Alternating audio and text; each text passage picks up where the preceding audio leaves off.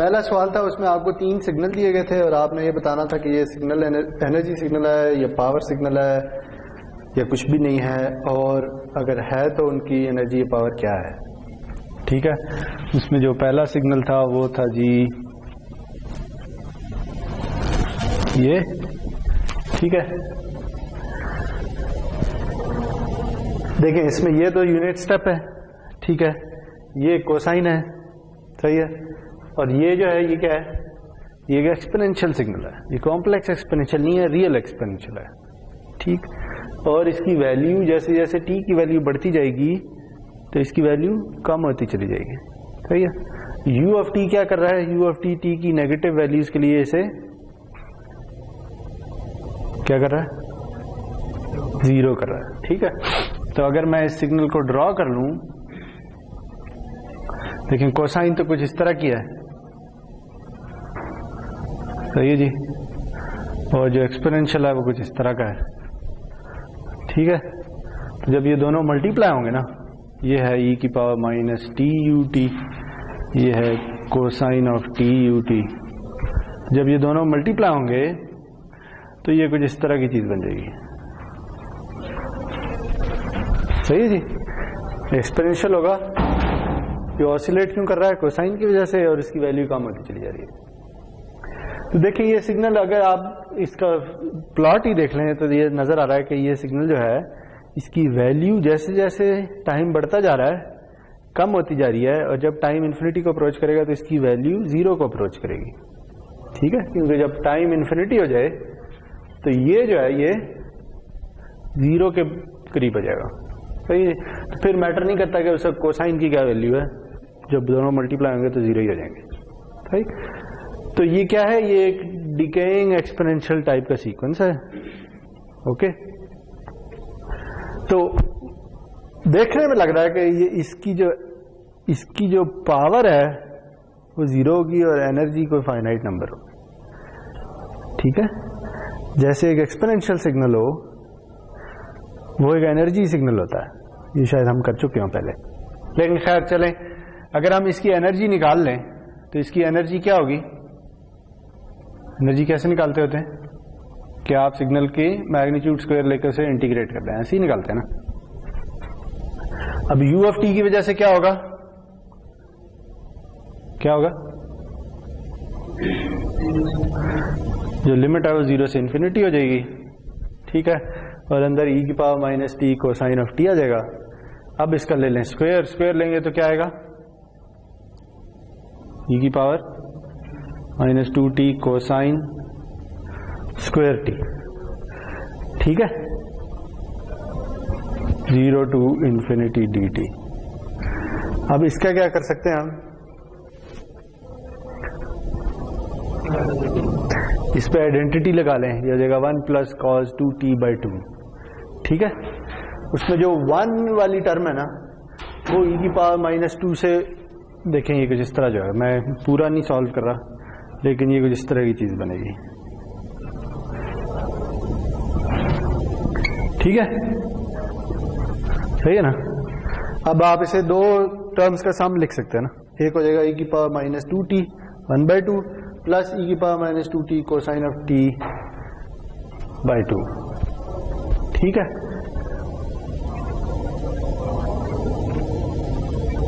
और फिर इसमें लिमिट्स डाल दें तो इसकी कोई फाइनाइट वैल्यू आ जाएगी। करने की जरूरत है आगे,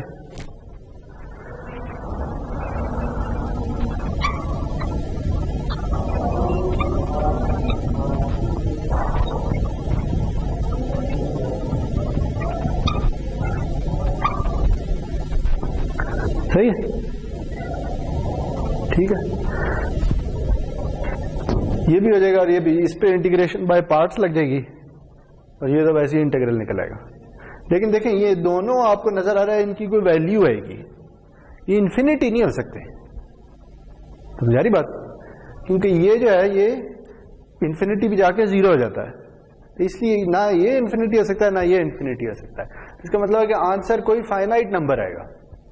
जब आंसर को फाइनाइट नंबर आएगा तो क्या पता चला, इस सिग्नल की एनर्जी फाइनाइट है। अगर इस सिग्नल की एनर्जी फाइनाइट है तो ये कौन सा सिग्नल है, ये एनर्जी सिग्नल है, तो इसकी पावर क्या होगी? 0। ठीक हो गया।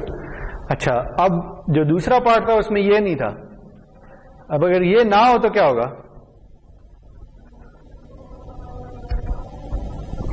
फिर ये नेगेटिव साइड पे भी चलते जाएंगे और ये यूं चलता जाएगा।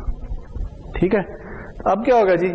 अब ये होगा कि ये जब इधर जाएगा तो ये कुछ इस तरह से होना शुरू हो जाएगा, इसकी वैल्यू बढ़ती चली जाएगी। सही है, समझ रही बात? अब जब वैल्यू बढ़ रही है तो अब ये जो लिमिट है ये 0 नहीं होगी बल्कि क्या होगी? -इन्फिनिटी। तो ये वाली जो टर्म आएगी, ये वाली जो टर्म आएगी, इसमें जब आप -इन्फिनिटी डालेंगे तो इसकी वैल्यू क्या बनेगी?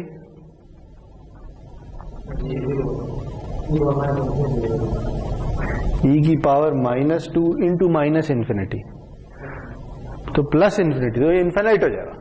ठीक है, तो इसका क्या मतलब है? इसका मतलब है कि इसकी एनर्जी इनफाइनाइट है। ठीक है जी, तो फिर हमें क्या करना है? फिर हमें इसकी पावर निकालनी पड़ेगी।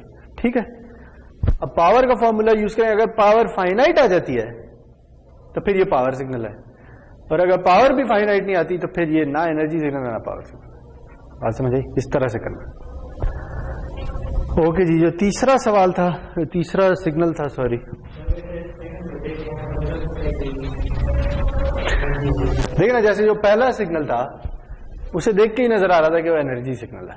ठीक है, क्योंकि उसकी वैल्यू टाइम के साथ कम होती चली जाए। जो पावर सिग्नल होते हैं ना, उनकी वैल्यू डिके नहीं कर सकती टाइम के साथ।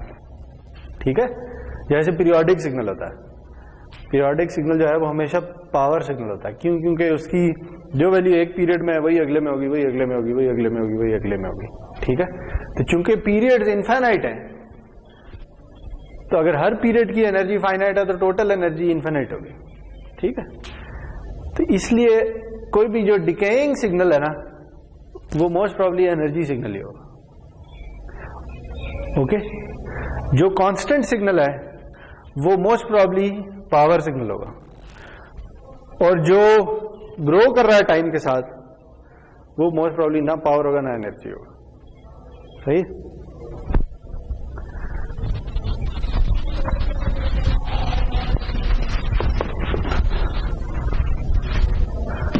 तो अब बताएं जी, इसके बारे में क्या ख्याल है?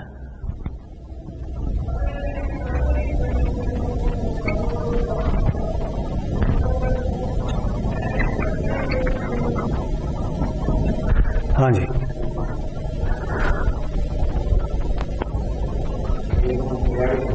दोनों पीरियोडिक हैं। ठीक है, टोटल सिग्नल भी पीरियोडिक ही होगा, तो पावर सिग्नल होंगे। ठीक है, और इनकी हम एनर्जी, इनकी हम पावर निकाल चुके हैं, कोसाइन की अलग से निकाल दें, 1/2 शायद आती थी। ठीक है, तो इसकी भी वही आएगी, 1/2 + 2 × 1/2, तो ये भी 3/2 आ जाएगा। ये बहुत ही सादा सा सवाल है। ठीक है, चलें जी, दूसरा सवाल ये था कि आपके पास एक पीरियोडिक सिग्नल है जिसकी फ्रीक्वेंसी x(t) जो है वो पीरियोडिक है, उसकी जो फ्रीक्वेंसी है वो 3π/4 है। ठीक है जी, और उसके फोरियर सीरीज कोएफिशिएंट्स आपको दिए गए हैं, यानी आपको x(k) दे दिए, और किस तरह दिए हैं कि उनका मैग्नीट्यूड भी दे दिया और उनका एंगल भी दे दिया। वैल्यूज क्या है? 4 वैल्यूज हैं जी, एक है 1 1 2 2, और जो k की वैल्यू है वो जाती है 0 से लेकर 3 तक। ठीक है, इसका मतलब है, इसका मतलब यह है कि x(0) का मैग्नीट्यूड 1 है, x(1) का मैग्नीट्यूड भी 1 है, x(2) का मैग्नीट्यूड 2 है, x(3) का मैग्नीट्यूड भी 2 है। ठीक है, और जो एंगल है वो भी दे दिए हैं। इसका जो एंगल है वो है π/4, इसका एंगल है -π/4, इसका एंगल है π और इसका एंगल है -π। ठीक है, तो जी जो पहली चीज पूछी गई है वो ये है कि आप x(t) कैलकुलेट करके दे दें। x(t) क्या होगा, यानी इसकी जो एक्सप्रेशन लिखते हैं। अब आपको बता दिया है कि x(t) पीरियोडिक है, उसकी फ्रीक्वेंसी भी बता दिया है, उसके फोरियर सीरीज कोएफिशिएंट्स भी बता दिए हैं। तो इसका क्या मतलब है कि ये कैसे सॉल्व होगा ये सवाल, क्या ख्याल है? ये फोरियर सीरीज से सॉल्व होगा, ठीक है। फोरियर सीरीज क्या कहती है कि कोई भी पीरियोडिक सिग्नल किस तरह लिखा जा सकता है? सम ऑफ एक्सपोनेंशियल्स की फॉर्म में, ठीक है जी। वो कैसे कि आप ये कर लेंगे X of K E J 2 pi F K T K goes from minus infinity to infinity, यही होती है ना फोरियर सीरीज। इसमें एफ क्या है? इसमें एफ जो है वो सिग्नल की फ्रीक्वेंसी है, ठीक है, जो कि आपको गिवन है 3π/4। के क्या है? के इसकी जो फोरियर सीरीज कोएफिशिएंट है उसका इंडेक्स है, ठीक। और आपको बता दिया है कि जो के है वो सिर्फ 0 1 2 3 वाली हैं और कोई नहीं है। इसका क्या मतलब है कि ये समेशन चेंज होकर क्या हो जाएगी? क्या ख्याल है? हो जाएगी 0 to 3, ठीक है, क्योंकि यही सिर्फ है फोरियर सीरीज का एग्जिस्ट करता है, बाकी तो है ही नहीं, खत्म है, 0 है। तो क्या आ जाएगा? 2 पाई। अच्छा, ये जो इस तरह लिखते हैं अगर आप, वो जो फ्रीक्वेंसी आपको दी हुई है ना वो रेडियंस पर सेकंड में दी हुई है, तो इसका मतलब है कि इस पूरी की पूरी चीज की जो वैल्यू है वो 3π/4 है, ठीक है, कुछ इस तरह से आ जाएगा। अगर वो हर्ट्ज में दी होती तो फिर हम 2 पाई साथ मल्टीप्लाई करते हैं, ओके। अब क्या करेंगे? ये आ गया, अब एक्स के की वैल्यू डाल दें, ठीक है। तो क्या आएगा? देखें, ये आएगा x of 0 E of J 0t plus x of 1 E of J 3π/4t plus x of 2 E of J 6π/4t plus x of 3 E of J 9π/4t, ठीक है। मैंने के की वैल्यूज डाल दी हैं, 4 ही टर्म्स थी, चारों का अलग-अलग लिया। अब मुझे पता है कि हर एक की क्या वैल्यू है, तो वो मैं वैल्यू डाल देता हूं। लेकिन पहले जो एक्स ऑफ 0 है इसका मैग्नीट्यूड क्या है? 1। एंगल क्या है? तो इसे कॉम्प्लेक्स एक्सपोनेंशियल फॉर्म में कैसे लिखेंगे? ये लिखेंगे e की पावर j π/4 इंटू e की पावर ये जो भी है ये 1 बन जाता है, ठीक है। तो ये रह गया, आगे क्या आएगा? प्लस एक्स ऑफ 1 को कैसे लिखेंगे? e की power minus j π/4 into e की पावर j 3π/4t, ठीक है जी। बस इस तरह डालते जाएं बाकी भी, 2 e की पावर j पाई e की power j 6π/4t plus 2 e की पावर माइनस j पाई e की पावर j 9π/4t। तो जी आगे एक्स ऑफ टी है, सही है। देखिए, अगर आपको पता है कि फोरियर सीरीज का क्या मतलब होता है तो एक्स ऑफ टी की एक्सप्रेशन लिखना कोई मुश्किल काम है? मेरा तो नहीं ख्याल कोई मुश्किल काम है। अरे ये इससे आगे आपको आपसे ये पूछा हुआ है कि अच्छा ये फोरियर सीरीज कोएफिशिएंट्स तो आपको पता है, तो एक्स ऑफ टी माइनस 1 के फोरियर सीरीज कोएफिशिएंट्स क्या होंगे? तो ये कैसे सॉल्व होगा, क्या ख्याल है? अगर आपको किसी सिग्नल के फोरियर सीरीज कोएफिशिएंट्स पता हो और मैं उस सिग्नल को 1 सेकंड शिफ्ट कर दूं तो उसके फोरियर सीरीज कोएफिशिएंट्स के साथ क्या होता है? ये हमें कौन बताता है? क्या ख्याल है? अगर एक सिग्नल को शिफ्ट कर दें तो उसके फोरियर सीरीज कोएफिशिएंट्स के साथ क्या होता है, याद है? या ये याद है कि ये कौन बताएगा? कहां पढ़ा था हमने प्रॉपर्टीज में पढ़ा था फोरियर सीरीज की, ठीक है, कि अगर आप एक सिग्नल को टाइम में शिफ्ट कर देते हैं तो उसके फोरियर सीरीज कोएफिशिएंट एक कॉम्प्लेक्स एक्सपोनेंशियल से मल्टीप्लाई जाते हैं, याद है ये प्रॉपर्टी? यहां भी वही प्रॉपर्टी यूज होगी कि अगर एक्स ऑफ टी के फोरियर सीरीज कोएफिशिएंट्स हैं एक्स ऑफ के, तो x of T minus one, चूंकि टाइम शिफ्ट है तो फ्रीक्वेंसी में कॉम्प्लेक्स एक्सपोनेंशियल मल्टीप्लाई हो जाएगा, तो यह आ जाएगा ई की पावर माइनस जे ओमेगा, अगर कहते हैं तो ओमेगा के, और जो भी ये शिफ्ट की वैल्यू है 1 इंटू एक्स ऑफ के। ये मैंने कैसे लिखा है, ये मैंने प्रॉपर्टी यूज की है फोरियर सीरीज की।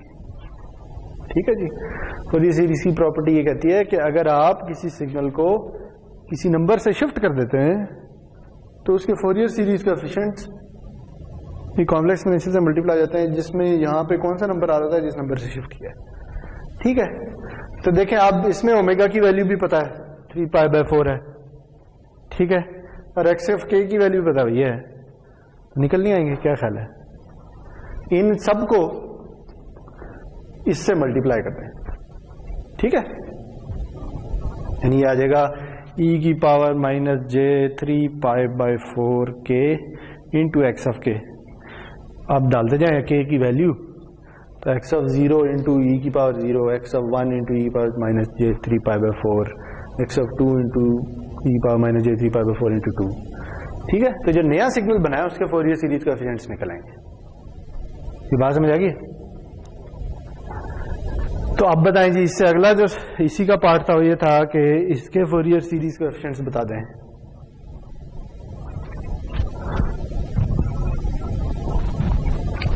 ई की power J 3π/2t into x of T. ये भी कैसे सॉल्व होगा? ये भी प्रॉपर्टी से ही होगा। ठीक है, अब ये उलट प्रॉपर्टी है, अगर आप टाइम में कॉम्प्लेक्स एक्सपोनेंशियल से मल्टीप्लाई कर दें तो उसके फोरियर सीरीज कोएफिशिएंट शिफ्ट हो जाएंगे। ठीक है, तो देखिए ये कितने का, ये क्या है प्रॉपर्टी, ये कहती होती है कि अगर आप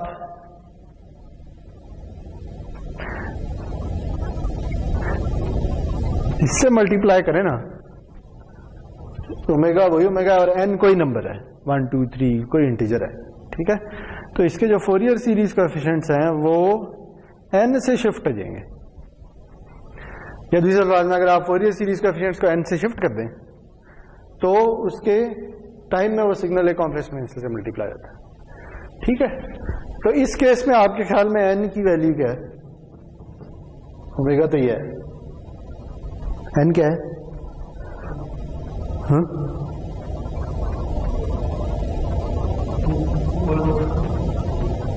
N2 है, 1/2 नहीं है ना, यहाँ 4 आना चाहिए था ना, ऊपर एक 2 है जो मल्टीप्लाई होकर इसे 2 बना रहा है। ठीक है, तो ये क्या बनेगा? ये बनेगा एक्स ऑफ के माइनस 2। यही 2 कैसे है? देखिए ना, अगर e की पावर j 3π/4t होता तो n की वैल्यू क्या थी? 1 थी। ठीक है, अब अगर n की वैल्यू 2 कर दो तो ये 2 और ये 4 कैंसिल होकर 2 आ जाएगा ना। ठीक है, तो इसलिए 2 से शिफ्ट हो जाएंगे। ठीक है जी, ये भी हो गया। यानी आपने क्या करना है, फोरियर सीरीज कोएफिशिएंट्स की वैल्यूज यही रहेंगी, बस 0 वाला 2 पे चला जाएगा, 1 वाला 3 पे, 2 वाला 4 पे, 3 वाला 5 पे। और आखिरी था जी कि अच्छा अगर मैं इसी सिग्नल का रियल पार्ट ले लूं तो उसके फोरियर सीरीज कोएफिशिएंट्स के साथ क्या होगा? क्या ख्याल है जी, क्या होगा?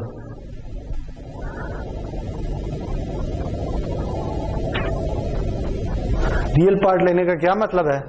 रियल पार्ट लेने का मतलब यह है कि आप, ये भी हम कर चुके हैं, कि आप एक सिग्नल में उसका कॉन्जुगेट को ऐड करते हैं और 2 से डिवाइड करते हैं। ये याद है? अगर कॉम्प्लेक्स नंबर है उसमें उसी का कॉन्जुगेट ऐड कर दिया जाए तो उसके इमेजिनरी पोर्शन खत्म हो जाएगा ना, फिर रियल पोर्शन रह जाएगा, और वो 2 टाइम्स होगा तो 2 से डिवाइड कर देंगे तो रियल पार्ट आ जाएगा। तो basically real of x of T ऐसी है जैसे ये कर लिया जाए। तो इसके फोरियर सीरीज कोएफिशिएंट्स निकालने हैं।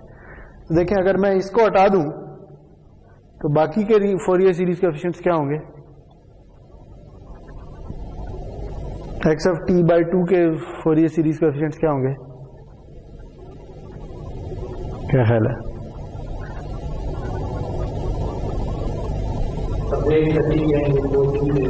उन्हें 2 से डिवाइड करते हैं, यानी वही जो एक्स ऑफ टी के थे बस उन्हें 2 से डिवाइड करते हैं। तो एक्स कॉन्जुगेट के क्या होंगे, इधर अब प्रॉपर्टीज होगी कि अगर एक सिग्नल का कॉन्जुगेट ले लिया जाए तो उसके फोरियर सीरीज कोएफिशिएंट्स के साथ क्या होता है, ठीक है। तो इसके भी फोरियर सीरीज कोएफिशिएंट्स निकल आएंगे, इसके भी निकल आएंगे, दोनों को ऐड करते हैं, खत्म बात, ठीक है।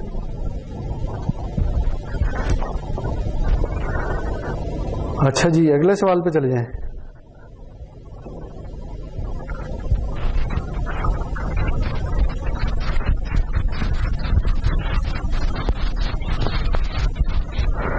अगला सवाल था कि अगर मेरे पास एक बैंड पास सिग्नल है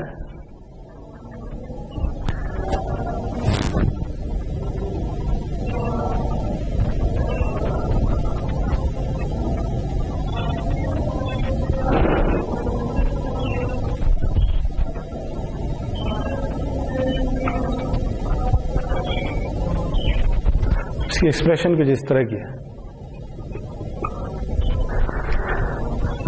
तो पहला सवाल ये कहता है जी कि इसका बेस बैंड इक्विवेलेंट सिग्नल बताएं। क्या ख्याल है, क्या होगा?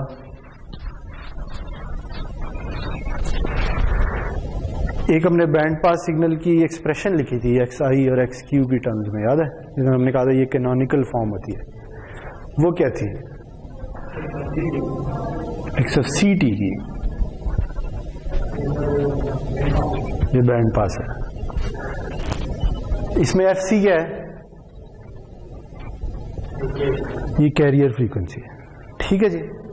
तो इसकी हमने एक एक्सप्रेशन लिखी थी, याद है, कुछ इस तरह की थी, X I T cosine of 2 pi F C T, आगे भी कुछ था, क्या था याद है? इधर √2 आ जाएगा और आगे भी था,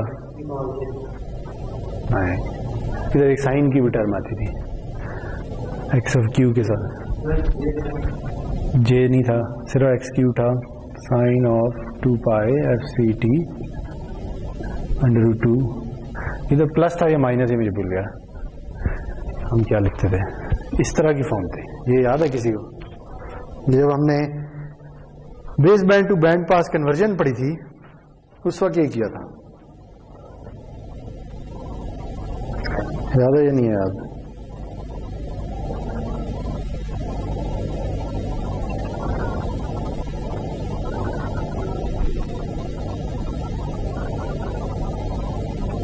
इधर बस इधर माइनस आता है, बस ये फर्क है।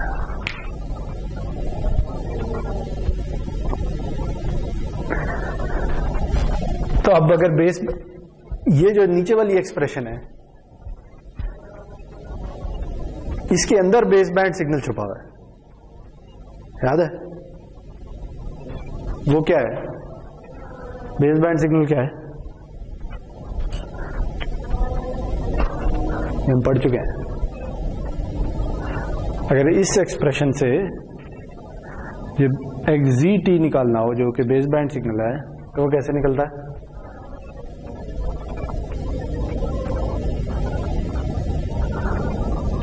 वो ये दो टर्म्स, वो सिंपल होगा x I T plus J x Q T, ठीक है। ये हमने कहा था ये इसका इन फेज कंपोनेंट है, ये इसका क्वाड्रेचर कंपोनेंट है, ये रियल पार्ट है और इमेजिनरी पार्ट है। तो अगर आप बेस बैंड से पास बैंड में जा रहे हैं तो यहां से यहां जाएंगे, अगर आप बैंड पास से बेस बैंड में आ रहे हैं तो ऊपर से नीचे आएंगे। तो अब अगर आपको सिग्नल ये दिया हुआ है तो इसका बेस बैंड इक्विवेलेंट क्या होगा?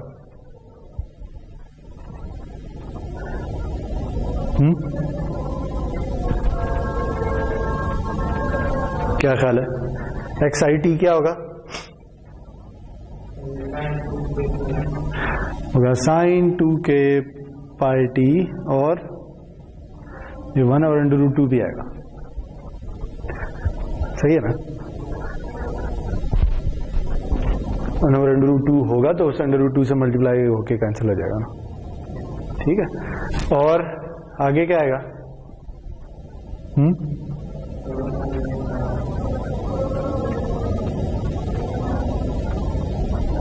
क्या ख्याल है क्या आएगा?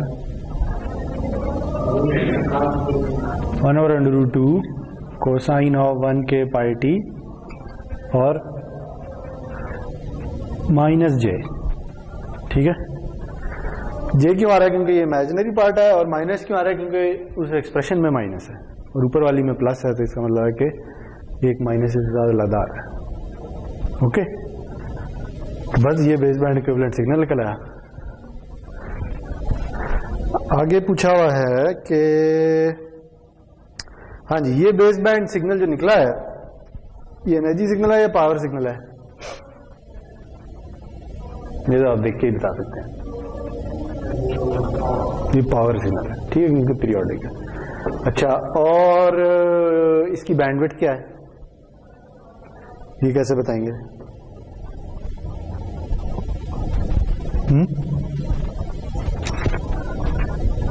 अगर इसकी बैंडविड्थ निकालनी है तो कैसे निकालेंगे?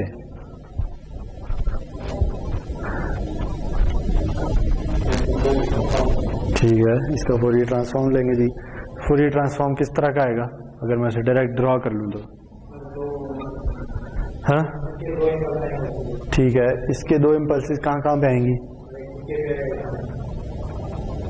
2 के नहीं 1 के पे आएगी। ठीक है, ये देखो ना, ये 2 पाई अलग हो गया, पीछे 1 के रह गए। ठीक है, तो एक आएगी जी 1 के पे और एक आएगी -1 के पे।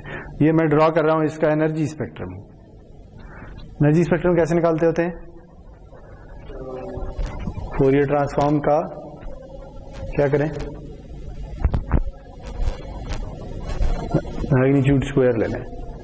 ठीक है, तो एक इंपल्स इधर आ जाएगी, एक इंपल्स इधर आ जाएगी, तो इसका क्या बनेगा? ये इसके लिए ड्रॉ किया, इसका क्या आएगा?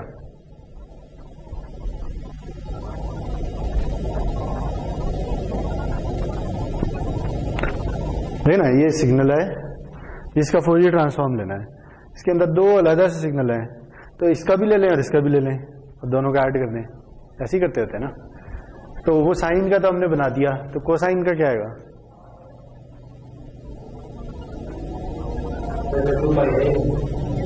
तो 2 पाई बना लें यार, 1000 भी।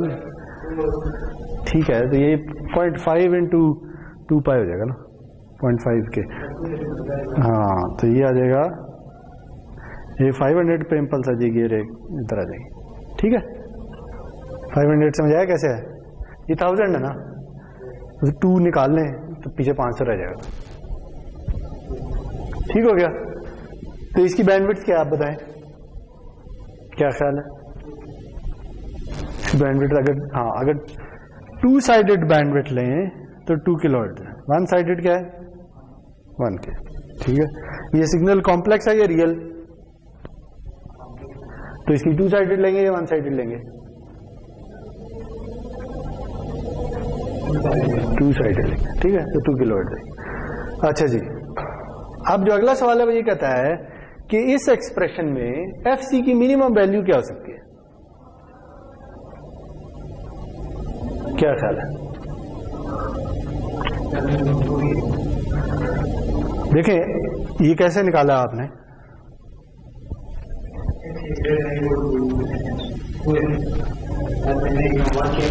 हाँ, 1 की होगी या 2 की होगी, ये बात देखना ना। जब हम ये बेस बैंड सिग्नल है, ठीक है, इसे जब हम उठा के बैंड पास बनाएंगे, सही है, तो ये किसी एफसी पे चला जाएगा ना। ठीक है जी, अभी ये 0 के अराउंड सेंटर्ड है, फिर क्या होगा? ये किसी एफसी पे चला जाएगा और दोनों की सेम ही है, कुछ इस तरह की चीज आ जाएगी, ऐसे ही है ना। और इधर भी -FC पे भी आ जाएगी। तो अब बताएं FC की मिनिमम वैल्यू क्या हो सकती है? नहीं, FC को तो मैं मूव अराउंड कर सकता हूं ना, आगे पीछे कर सकता हूं। अगर FC को बढ़ाऊंगा तो क्या होगा? ये दोनों उठ के दूर चले जाएंगे, और FC को कम करना शुरू करूंगा तो करीब आने शुरू हो जाएंगे। तो मैं कितना कम कर सकता हूं? क्या ख्याल है?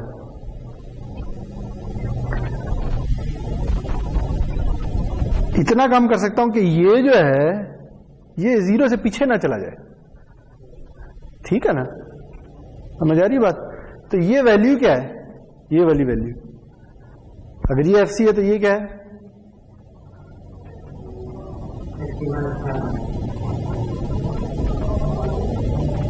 $500 है या 1000 है? 1000। 500 तो ये वाला है, ये 1000 है। ठीक है, तो इसका क्या मतलब है जी कि FC -1K शुड बी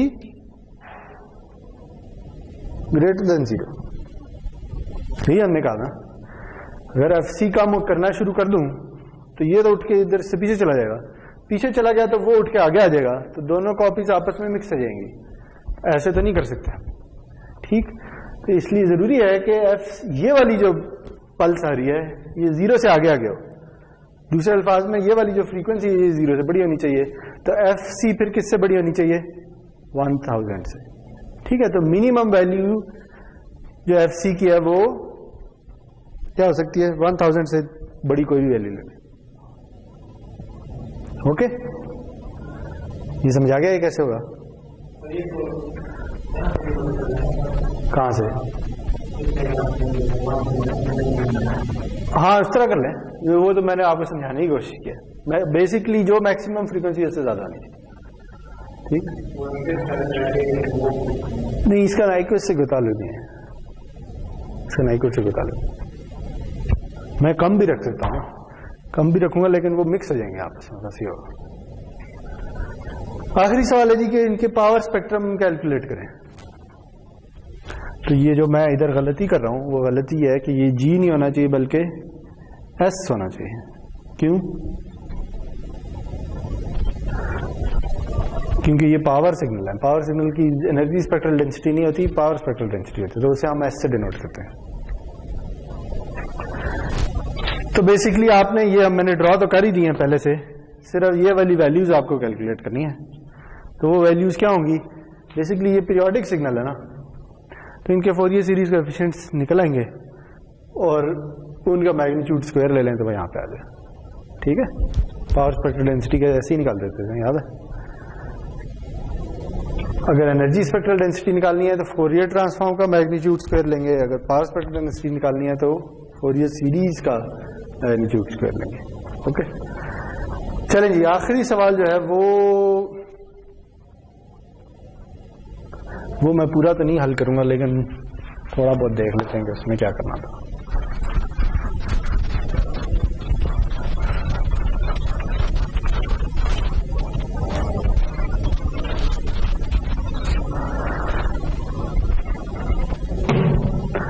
अच्छा जी, ये कहता है जी कि कुछ इस तरह से हो रहा है कि एक बैंड पास सिग्नल है, वो आ रहा है, वो मल्टीप्लाई हो रहा है एक टोन के साथ, जिसकी फ्रीक्वेंसी जो है वो कुछ इस तरह से है,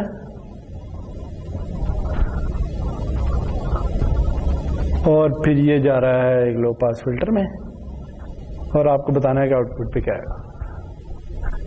ठीक है,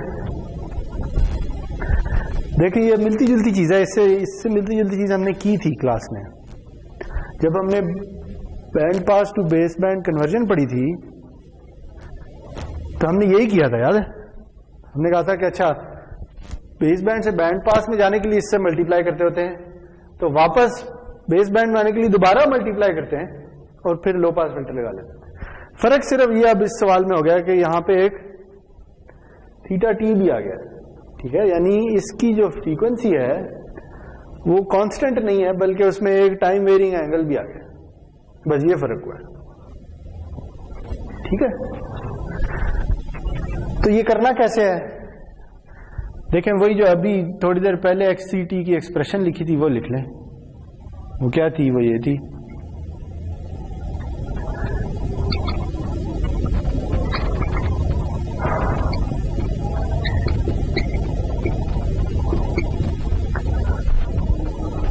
यही थी ना? तो अब मैं इसे किससे मल्टीप्लाई कर रहा हूं? सारी चीज को मल्टीप्लाई कर रहा हूं इसके साथ।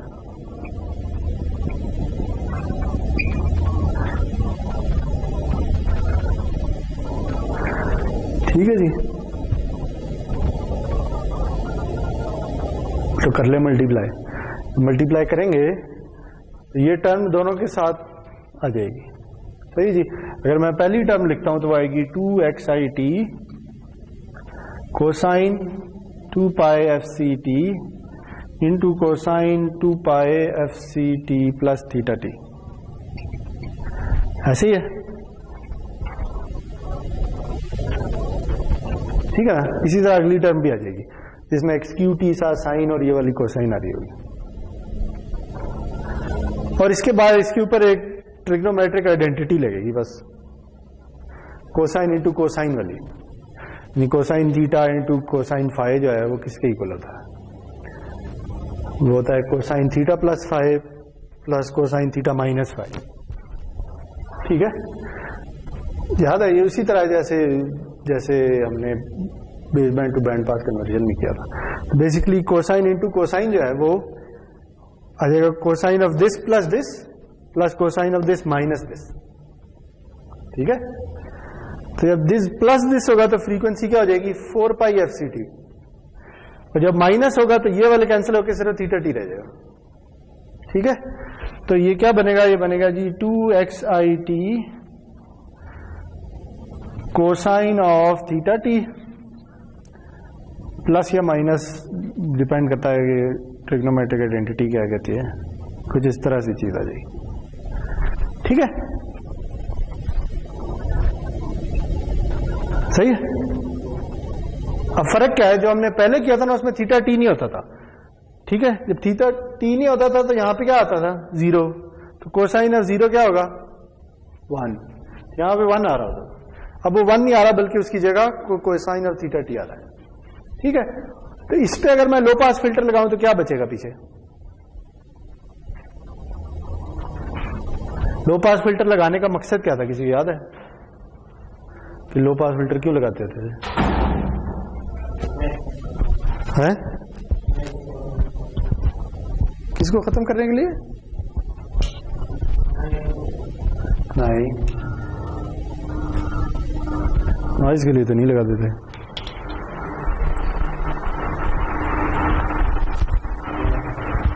देखिए इस पूरी एक्सरसाइज का मकसद क्या था, हमने क्या करना था,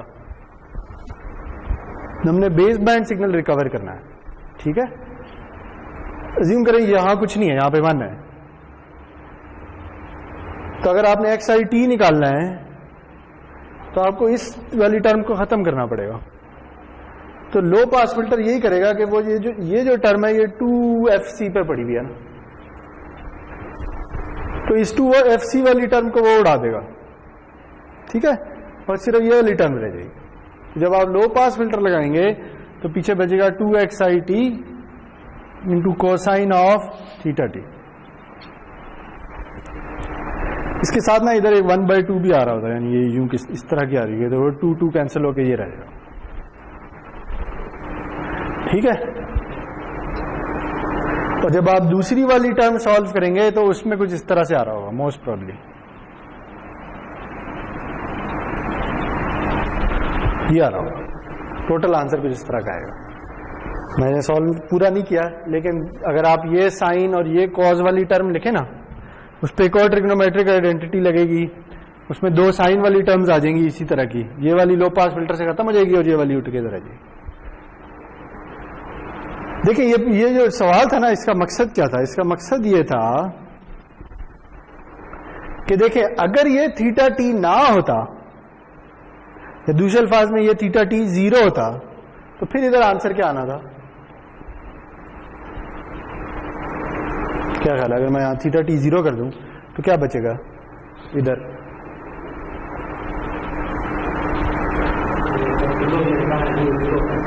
साइन 0 होता,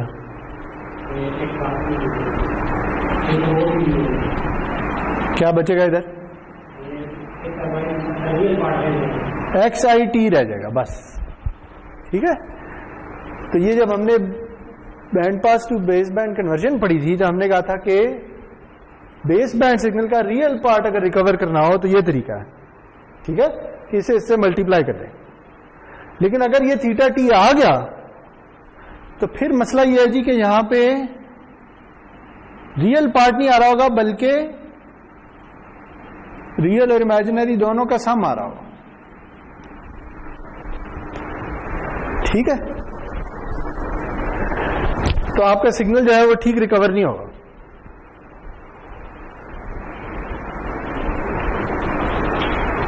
समझाई बात? अगर मैं इस थीटा को कांस्टेंट भी कर दूं तो इधर कोई कांस्टेंट नंबर आ जाएगा, सही है। अब देखें, अगर थीटा की वैल्यू 0 हो तो फिर तो XIT ही आना है। अगर थीटा की वैल्यू π/2 हो जाए तो फिर क्या होगा? फिर कोसाइन ऑफ π/2 क्या होता है? अगर थीटा की वैल्यू π/2 हो जाए तो कोसाइन ऑफ π/2 0 होता है, ये खत्म हो जाएगा, और साइन ऑफ π/2 1 होता है, ये आ जाएगा, ठीक है। तो देखें ये जो थीटा है ना, ये बहुत ज्यादा इंपॉर्टेंट है। इस थीटा का 0 होना लाजमी है। अगर ये 0 नहीं होगा तो आपका बेस बैंड सिग्नल ही ठीक रिकवर नहीं होना।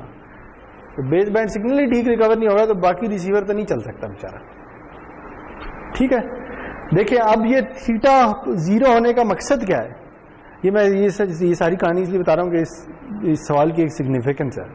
तो सिग्निफिकेंस ये है, देखें आपने बेस बैंड सिग्नल लिया, इसे जब आपने बैंड पास में कन्वर्ट किया तो यहां पे आपने एक कोसाइन लगाई, ऐसे ही करते होते ना, इसे मल्टीप्लाई करें और इसका रियल पार्ट ले लें तो ये आपके पास XCT आ जाएगा। ये तो काम हो रहा है, कहां हो रहा है? ट्रांसमीटर पे हो रहा है या रिसीवर पे हो रहा है? Base band to band pass conversion transmitter पे होती है या रिसीवर पे? हाँ, ट्रांसमीटर पे, ठीक है। तो ये आपका बैंड पास सिग्नल बनेगा, जो ट्रांसमिट हो जाएगा।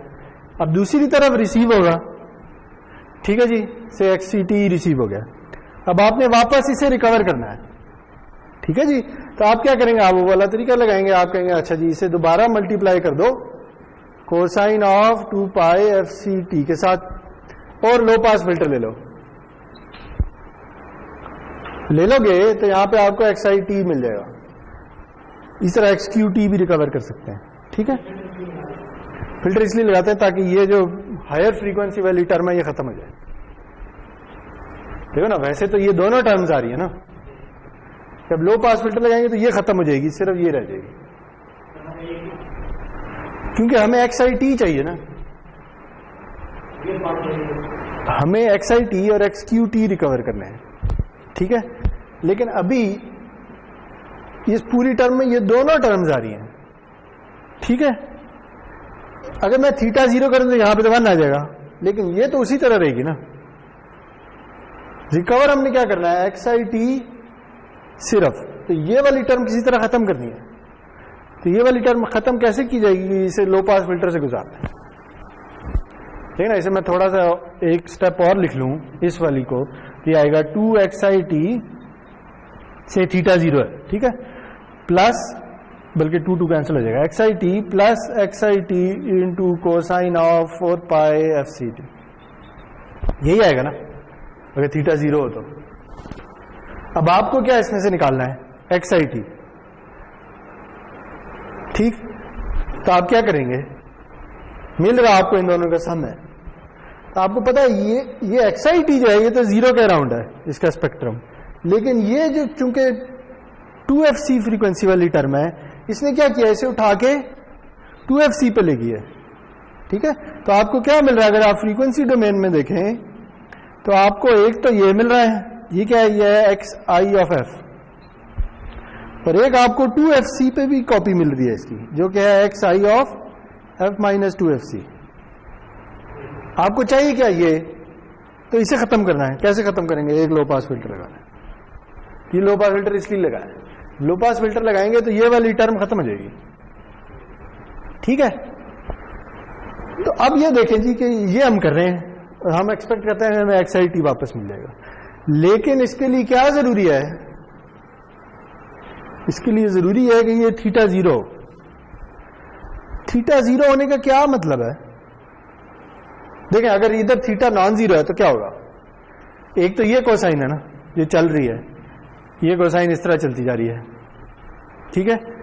अगर इसमें मैं थीटा ऐड कर दूं तो फिर क्या होगा इस कोसाइन के साथ?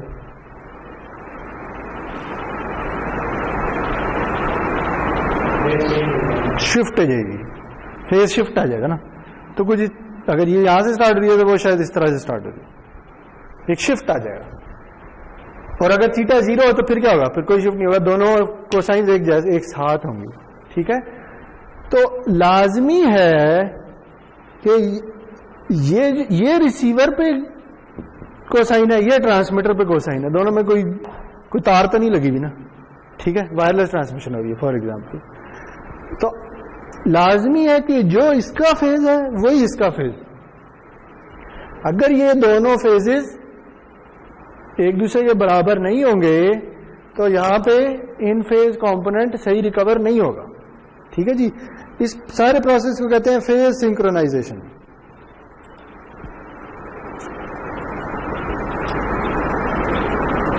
अगर आप रिसीवर में कहीं पढ़े ना कि फेज सिंक्रोनाइजेशन का प्रोसेस हो रहा है तो उसका क्या मतलब है? उसका मतलब यह है कि इस थीटा को 0 करने की कोशिश की जा रही है।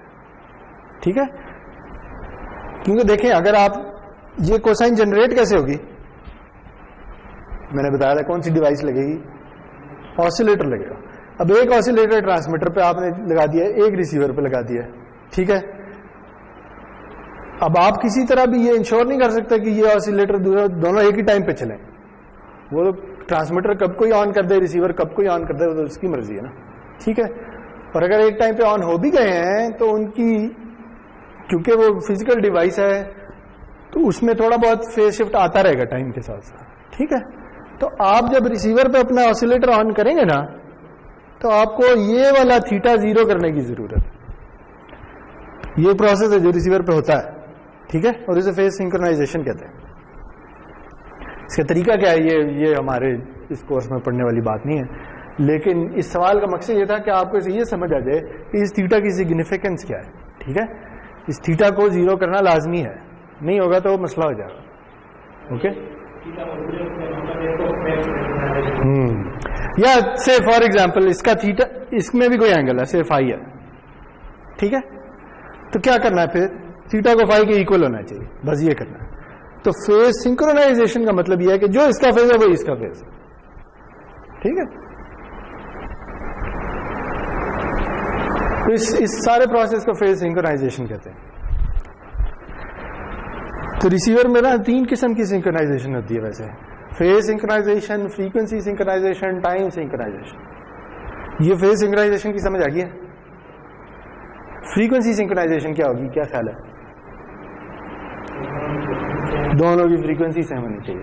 ठीक है, हो सकता है ये अगर FC एग्जैक्ट FC पे ना चल रहा हो बल्कि किसी FC प्लस F प्राइम पे चल रहा हो, है ना। अगर फॉर एग्जांपल कह दीजिए फ्रीक्वेंसी 1 गीगाहर्ट्ज। ठीक है, आपने जो ऑसिलेटर लगाया है उसमें थोड़ा सा एरर है, से वो 1 गीगाहर्ट्ज नहीं 1 गीगाहर्ट्ज प्लस 100 हर्ट्ज पे चलता है। 100 हर्ट्ज 1 गीगा के मुकाबले में तो बहुत छोटी फ्रीक्वेंसी है, लेकिन वो इसके इक्वल तो नहीं है। तो अब आपको क्या करना पड़ेगा? अब आपको इसकी फ्रीक्वेंसी को इसके इक्वल करना पड़ेगा। इसे क्या कहते हैं? Frequency synchronisation. ठीक है, और टाइम सिंक्रोनाइजेशन क्या होगी कि दोनों के टाइम रेफरेंस एक जैसे हैं। ठीक है, चलें।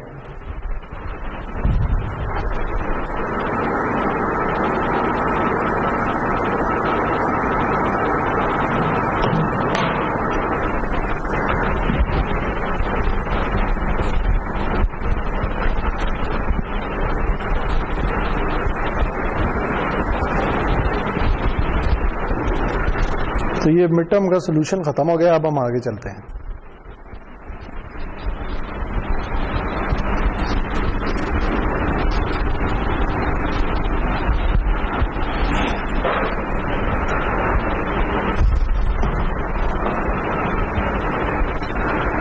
तो जी अभी तक हम वही चीजें पढ़ रहे हैं, base band to band pass to base band. ठीक है, उसमें कुछ छोटी छोटी चीजें रहती हैं, वो 1-2 लेक्चर्स में खत्म हो जाएंगी, तो फिर हम आगे चलेंगे। ठीक है, लेकिन जो अभी तक हम पढ़ चुके हैं ना उसकी समरी देख लेते हैं ताकि हम उससे आगे चल सकें।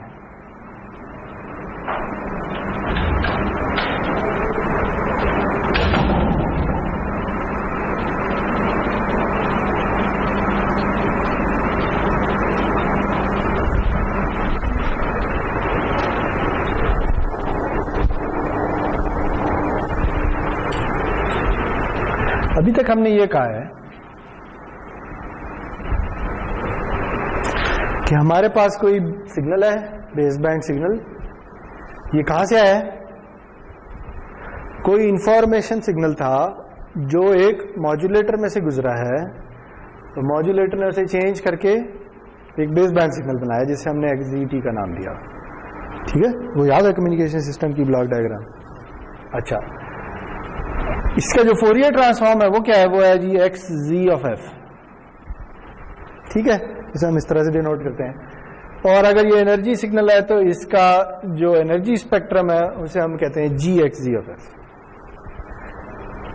ठीक है, ये कैसे निकलेंगे? अगर इसका फोरियर ट्रांसफॉर्म ले लें तो ये आ जाएगा, और इस फोरियर ट्रांसफॉर्म का मैग्नीट्यूड स्क्वायर ले लें तो ये आ जाएगा। ओके, बेस बैंड सिग्नल है तो इसका क्या मतलब है? इसका मतलब यह है कि ये जीरो के अराउंड सेंटर्ड है। ठीक है, यानी अगर मैं GXZ(f) को प्लॉट करूं तो जिस तरह का भी प्लॉट आएगा वो जीरो के अराउंड होगा। ठीक है, बेस बैंड सिग्नल का मतलब ये है कि ये जीरो के अराउंड सेंटर्ड है। ठीक हो गया। अब हमने कहा जी कि अच्छा, इस सिग्नल को ना हम क्या करते हैं, ट्रांसमिट करने से पहले किसी कैरियर फ्रीक्वेंसी पे ले जाते हैं। जीरो के अराउंड नहीं रखते बल्कि उठा के किसी कैरियर फ्रीक्वेंसी FC पे ले जाते हैं। उस सिग्नल का हमने क्या नाम दिया? हमने कहा जी वो है XC(t). ठीक है, और इसकी हमने बहुत सी फॉर्म्स पढ़ी थी। एक फॉर्म ये थी कि अच्छा, ये होता है √2 real part of XZT into EJ2πfct। एक फॉर्म ये पढ़ी थी। एक फॉर्म जो अभी थोड़ी देर पहले प्रॉब्लम में लिखी थी वो भी इसी की फॉर्म थी, कैनोनिकल फॉर्म जो लिखी थी XI(XQ) की फॉर्म में। ठीक है, हमने ये कहा है कि ये जो है ना, ये जो सिग्नल है बेस बैंड सिग्नल, ये इन जनरल कॉम्प्लेक्स सिग्नल होगा। कॉम्प्लेक्स होगा तो इसका कोई रियल पार्ट, इमेजिनरी पार्ट होगा। तो हमने कहा जी कि जो रियल पार्ट है उसका नाम है XIT, जो इमेजिनरी पार्ट है उसका नाम है XQT। लेकिन जो बैंड पास सिग्नल है वो लाजमी है कि रियल हो। ठीक है जी, तो क्या होगा कि वो यही जो चीज है ये उठ के FC पे चली जाएगी और इसकी एक कॉपी -FC पे भी आएगी। ठीक है, तो इसकी कंस्ट्रक्शन ही कुछ इस किस्म की है कि ये कॉन्जुगेट सिमेट्रिक है। ठीक है, इसका फोरियर ट्रांसफॉर्म, और टाइम में ये रियल सिग्नल है। अच्छा, तो इस अब XC(f) क्या होगा? ये भी हम देख चुके हैं। XC(f) कैसे बनेगा? जैसे ये फिगर बता रही है कि इसके फोरियर ट्रांसफॉर्म को उठा के FC पे ले जाओ और -FC पे ले जाओ। तो इसकी हमने एक्सप्रेशन पढ़ी थी जी, वो थी XZF-FC, याद है? 1/√2 plus 1/√2 XZ conjugate of -F-FC। याद है जी? ये एक्सप्रेशन आपको बता रही है कि आपने एक कॉपी XZ की FC पे ले गए हैं, एक कॉपी -FC पे ले गए हैं, और वो दोनोकॉपीज एक दूसरे के कॉन्जुगेट हैं, तभी ये सिग्नल कॉन्जुगेट सिमेट्रिक हुआ है। ये चीजें याद है, हमने की हुई है, मैं रिवाइज कर रहा हूं। अच्छा, और जो बैंड पास सिग्नल है उसका एनर्जी स्पेक्ट्रम किस तरह का होगा? क्या होगा? इसका मैग्नीट्यूड स्क्वायर ले लें तो 1/√2 जो है वो 1/2 हो जाएगा, और बाकी ये चीज हो जाएगी।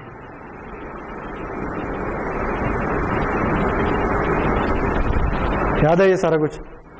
ये 1/2 क्यों आता होता है? हमने कहा था कि जो इसकी एनर्जी है वही इसकी एनर्जी है। तो इसे चूंकि हमने इसकी दो कॉपीज बना दी हैं तो हर कॉपी की एनर्जी आधी कर दी है ताकि टोटल एनर्जी वही रहे। ठीक है, यानी दूसरे अल्फाज में जो एनर्जी XZ की है वही एनर्जी XC की भी है। ठीक है, इस सारे प्रोसेस में हमने इस बात का ख्याल रखा है। तो ये सारी चीजें हम पढ़ चुके हैं। ठीक है, इसमें जो चीज रह गई है वो ये है कि अच्छा, अब ये देखें कि ये XZ या ये जो GXZ है इसकी अपनी फॉर्म किस तरह की होगी? ठीक है ना, जैसे हमने एक्स जी टी को लिखा है कि अच्छा इसका एक इन फेज कॉम्पोनेंट है, इसका एक क्वाड्रेचर कॉम्पोनेंट है, तो ये क्या होगा और ये क्या होगा, ठीक है। ये अब आप कैलकुलेट करने की कोशिश करेंगे। तो पहली चीज तो बड़ी आसान है, अगर आपने एक्स जी ऑफ एफ निकालना है तो ये किसके इक्वल होगा,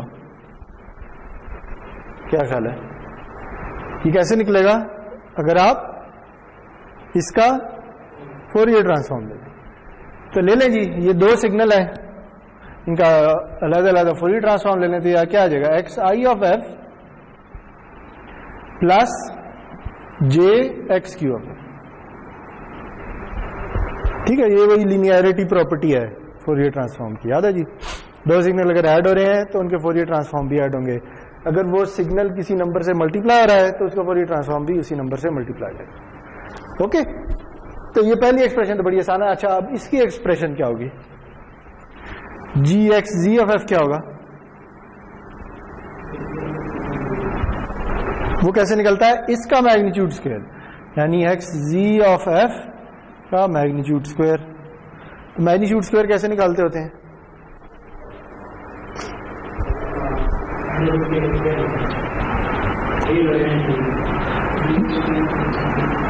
हाँ, या उस तरह ले लें, या एक काम ये भी कर सकते हैं, X G of F into X G conjugate of F, याद है,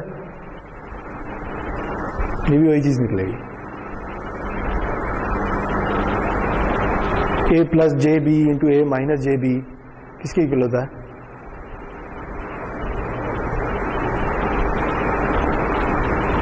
ठीक है। तो आप क्या करें, एक नंबर को उसके कॉन्जुगेट से मल्टीप्लाई कर दें, ठीक है ना। ये समझ आया कैसे है, नहीं समझ आया, है ना। अगर कोई नंबर है 1 + 2j,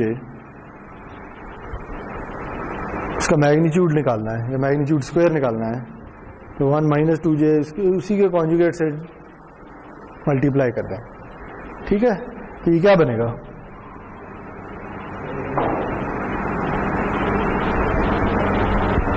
(1 × 1 plus -2j plus 2j और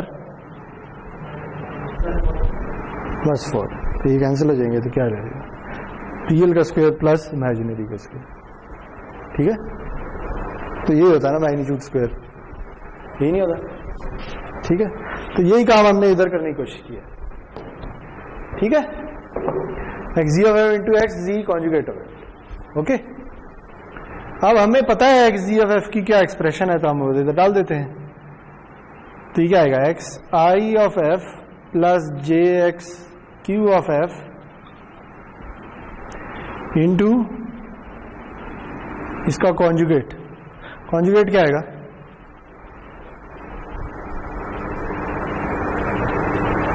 एक्स जी ऑफ एफ की तो एक्सप्रेशन मैंने लिख दी है, तो कॉन्जुगेट क्या बनेगा बताएं जी, मुझे बताएं, x i of F real है या कॉम्प्लेक्स है या इमेजिनरी है, हाँ? X i of f, x i of T नहीं, एक्स आई ऑफ एफ, क्या ख्याल है, कोई सिग्नल हो, अगर कोई रियल सिग्नल हो, उसका फोरियर ट्रांसफॉर्म अगर लें तो वो क्या होता है, वो कॉम्प्लेक्स आ सकता है या नहीं आ सकता है, आ सकता है ना, नहीं फोरियर ट्रांसफॉर्म इन जनरल तो कॉम्प्लेक्स होता है ना, समझ रही बात।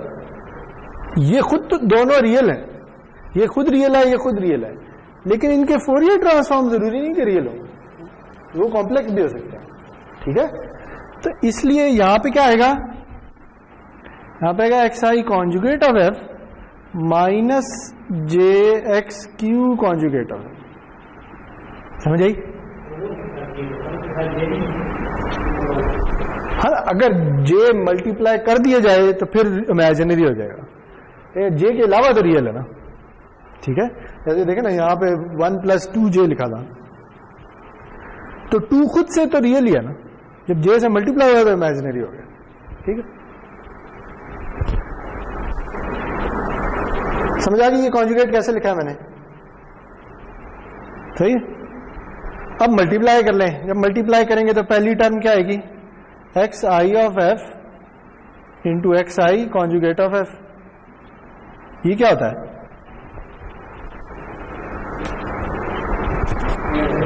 मैग्नीट्यूड। तो मैग्नीट्यूड स्क्वायर होता क्या है, ये होता है। तो यहां पे क्या आ जाएगा, जी एक्स आई ऑफ एफ, यानी इमेजिनरी कह रहा हूं, इन फेज सिग्नल का एनर्जी स्पेक्ट्रम। ठीक है, इधर अभी सिर्फ पहली टर्म लिखी है, आगे चलें। अब ये इससे मल्टीप्लाई हुआ तो क्या आ जाएगा, minus J x i of f x q conjugate of F. ठीक हो गया। आगे आएगा plus J x I conjugate of f x Q of F. और आखिरी टर्म क्या आएगी, आखिरी टर्म आएगी plus x Q of f x q conjugate of F. ये अगेन मैग्नीट्यूड स्क्वायर बन के क्या बन जाएगा, जी एक्स क्यू ऑफ एफ। ठीक है।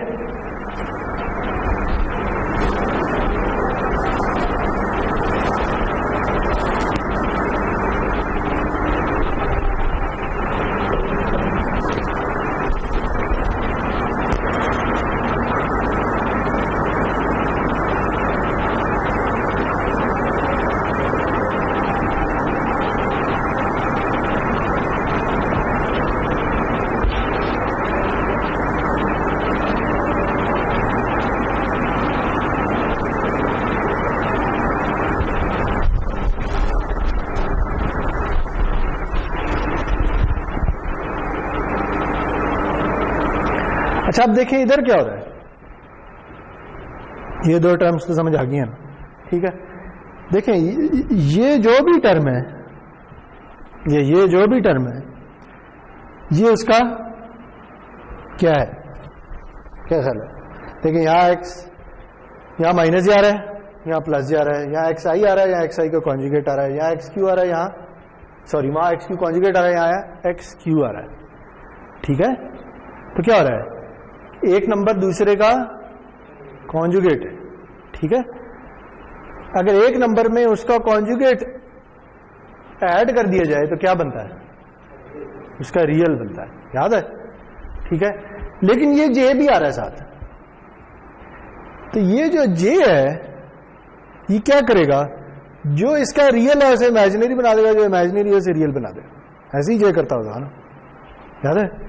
देखिए अगर कोई नंबर हो 1 + 2j, उसे जे से मल्टीप्लाई कर दें, इसका रियल पार्ट क्या है 1, और इसका रियल पार्ट क्या है 2 या -2। ठीक है, तो इधर क्या होगा, हम ये कह रहे हैं कि इसमें इसका कॉन्जुगेट ऐड हो रहा है, तो मिलेगा क्या, उसका रियल पार्ट। लेकिन रियल पार्ट होगा क्या, क्योंकि वो जे से मल्टीप्लाई हुआ है इसलिए वो इसका इमेजिनरी पार्ट होगा। तो इधर आएगा +2 times imaginary part of x i of f x q conjugate of F. आज समझाइए कैसे है,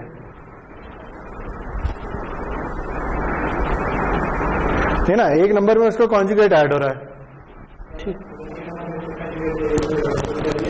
रियल पार्ट आ जाता है। ठीक है, यानी क्या आएगा 2 रियल पार्ट ऑफ किसका, j x i of f x q conjugate of f, यही आएगा ना,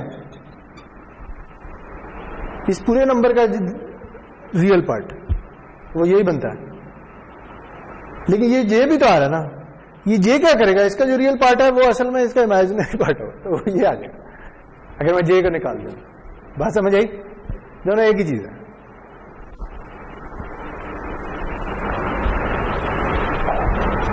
ठीक है, तो चाहे आप नीचे वाला लिख लें ऊपर वाला लिख लें, एक ही बात है, कोई फर्क नहीं पड़ता।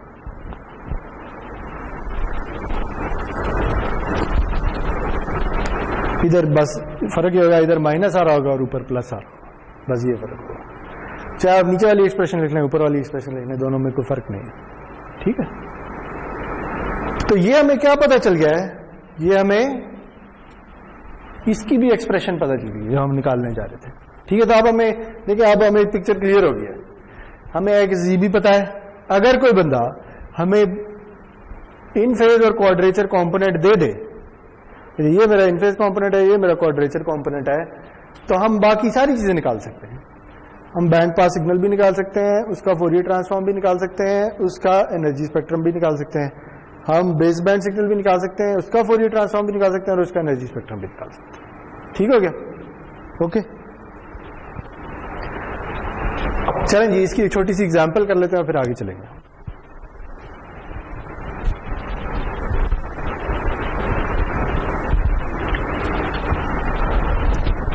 से हमारे पास जो है ना XIT जो है वो है कोसाइन ऑफ 2 पाई FMT, या चले FM की कोई वैल्यू ले लेते हैं, वो है 1K। ठीक है, और जो XQT है, XQT की मैं एक्सप्रेशन नहीं लिख रहा बल्कि उसका मैं फोरियर ट्रांसफॉर्म ड्रॉ करता हूं, वो कुछ इस तरह का है।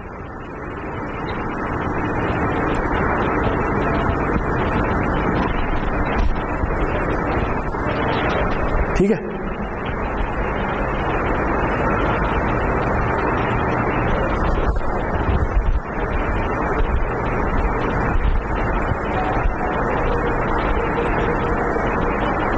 तो आपने बताना है कि GXZ ऑफ F क्या होगा।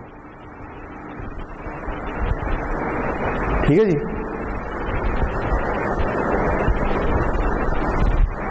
तो GXZ ऑफ F के लिए आपको सबसे पहले क्या चाहिए?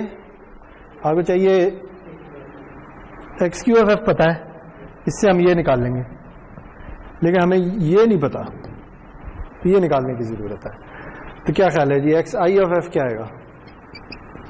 ये हम बहुत दवा कर चुके हैं। XI ऑफ F में 2 इम्पल्सेस आ जाएंगी। ठीक है, एक आ जाएगी 1K पे, एक आ जाएगी -1K पे। ठीक हो गया, तो इनकी वैल्यू होगी 1/2 1/2। ये क्या है? ये है XI ऑफ F। ठीक है,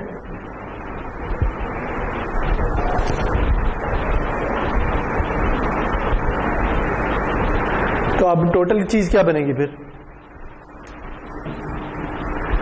GXZ ऑफ F जो है, अब वो ये एक्सप्रेशन ये बता रही है कि देखें, एक तो आपने लेना है इसका एनर्जी स्पेक्ट्रम XI का एनर्जी स्पेक्ट्रम क्या होगा? इसका मैग्नीट्यूड स्क्वायर ले लें। मैग्नीट्यूड स्क्वायर लेंगे तो यहाँ पे क्या आ जाएगा? 1/4 1/4। ठीक है, तो 1K पे ही 1/4 आ जाएगी और -1K पे भी 1/4 आ जाएगी। ठीक है, फिर आप क्या करेंगे?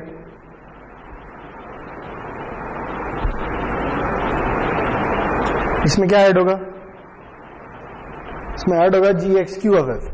ठीक है, वो कैसे निकलेगा? वो इसका मैग्नीट्यूड स्क्वायर ले लें।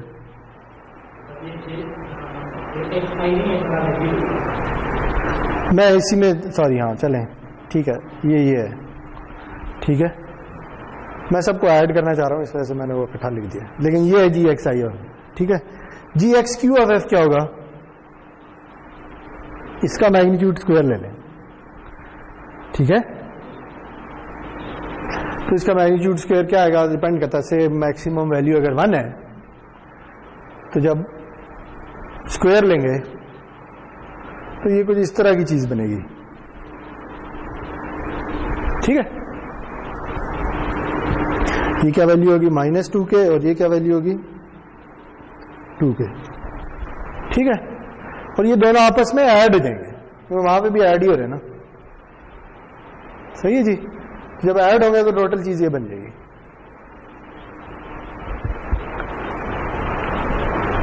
और बाकी अब क्या रह गया है? अब ये रह गया है, तो ये आप निकाल सकते हैं बड़ी आसानी से। क्यों? क्योंकि XI ऑफ F जो है उसमें तो 2 इम्पल्सेस हैं। इसको किससे मल्टीप्लाई करना है? इसके कॉन्जुगेट के साथ। तो इसके कॉन्जुगेट के साथ जब मल्टीप्लाई करेंगे तो रह क्या जाएगा? मैं अब ये वाली टर्म निकालने की कोशिश करूं। ये दोनों तो निकाल ली है ना, ये वाली निकालनी है। इसे निकालना है तो क्या करना पड़ेगा? इसे इसके कॉन्जुगेट से मल्टीप्लाई करना है, ऐसे ही करना है ना। जब इसे इसके कॉन्जुगेट से मल्टीप्लाई करेंगे, से ये रियल है और ये भी रियल है, तो फिर क्या होगा? आंसर क्या आएगा? चले सिर्फ मल्टीप्लाई करना है इन दोनों को, तो क्या आंसर आएगा? से इसकी वैल्यू 1k पे जो है ना वो 0.5 है और -1k पे भी 0.5 है। अब बता दें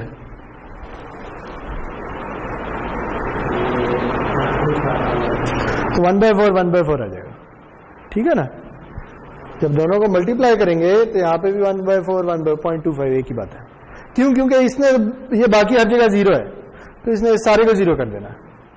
ठीक हो गया, ये आ गया। इसका इमेजिनरी पार्ट क्या होगा? तो हमने इसका इमेजिनरी पार्ट लेना ना, ये नहीं लेना है ना। मैं ये कैलकुलेट करने की कोशिश कर रहा हूँ सारी चीज। अभी मैंने ये मल्टीप्लाई किया, अब मैं इसका इमेजिनरी पार्ट लेने जा रहा हूं। तो इसका इमेजिनरी पार्ट क्या है?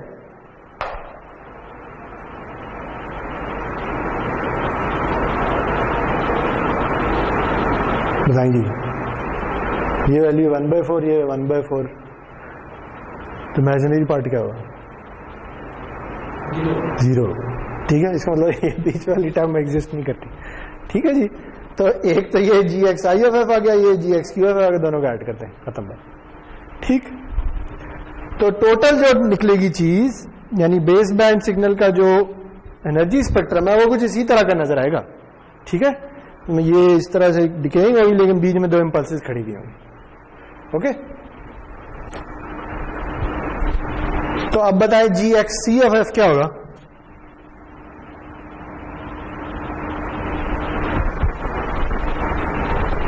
है जी, क्या ख्याल है? एक्सप्रेशन लिखी हुई है एक जगह पे। ये क्या है? ये बेस बैंड सिग्नल का एनर्जी स्पेक्ट्रम है। तो बैंड पास सिग्नल का एनर्जी स्पेक्ट्रम क्या होगा? बता दो यार।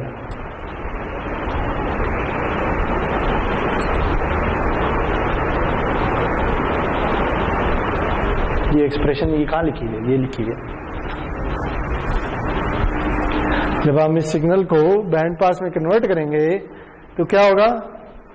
ये उठ के FC पे चला जाएगा और -FC पे भी चला जाएगा। तो 2 कॉपीज बन जाएंगी और उनकी वैल्यू आधी आधी हो जाएगी। यानी यहां अगर 1/4 था तो वहां 1/8 हो जाएगा, यहां अगर 1 था तो वहां 1/2 हो जाएगा। ठीक है, ओके।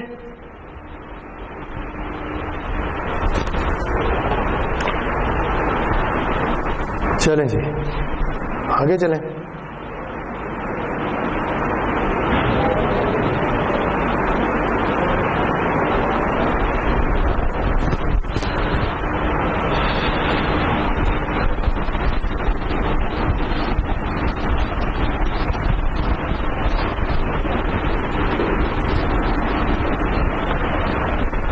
अच्छा, अब सवाल यह है कि इसे यही सिग्नल ले लेते और इसका मैं बैंड पास सिग्नल का एनर्जी स्पेक्ट्रम ड्रॉ कर लेता हूं।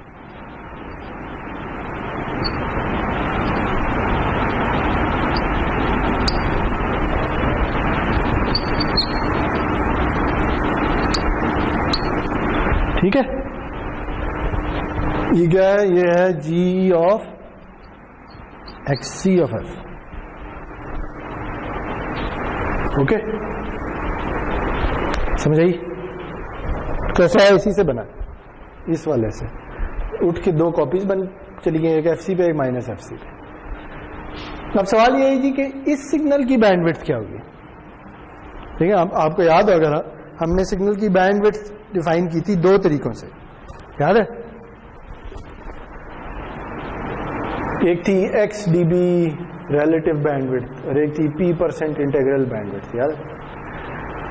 वो हमने इससे, अगर हमने ये सिग्नल लिया था तो हमने कैसे डिफाइन की थी?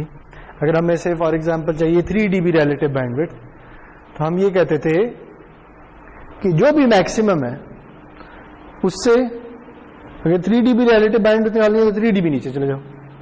ठीक है, याद है?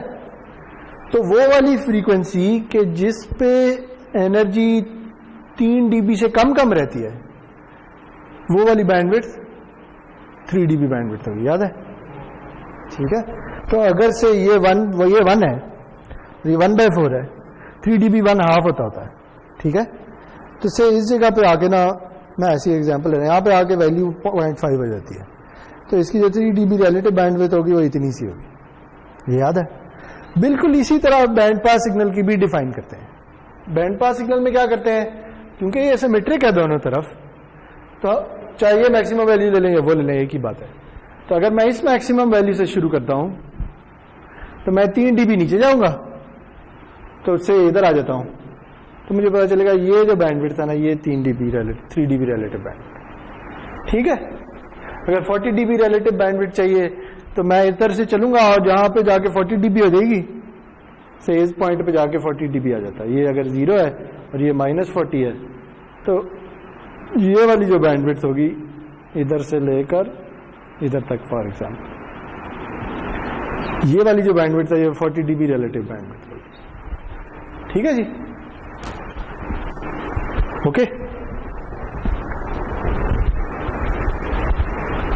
इसी तरह P% इंटीग्रल बैंडविड्थ भी डिफाइन कर सकते हैं। वो कैसे की थी कि अगर आपको 98% से फॉर एग्जांपल इंटीग्रल बैंडविड्थ चाहिए तो आप यहां से इंटीग्रेट करना शुरू कर दें, ठीक है जी।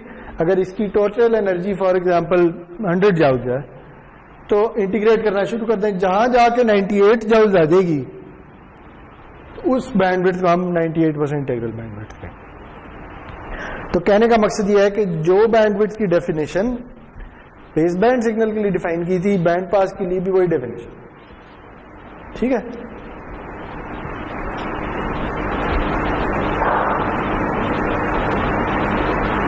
ओके।